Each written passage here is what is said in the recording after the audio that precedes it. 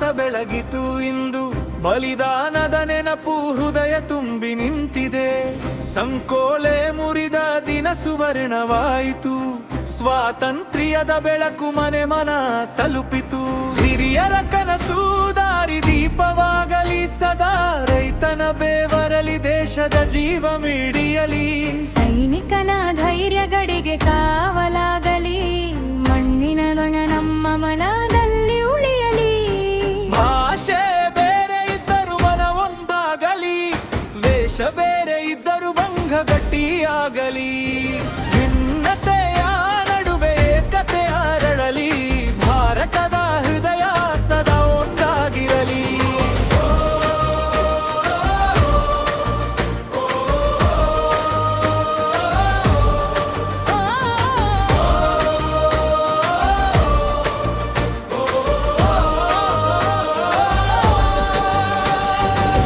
ಹಕ್ಕಿನ ಜೊತೆಗೆ ಕರ್ತವ್ಯ ನೆನಪಿರಲಿ, ನಾಡಿನ ಒಳಿತಿಗೆ ಹೆಜ್ಜೆ ಮುಂದಿರಲಿ.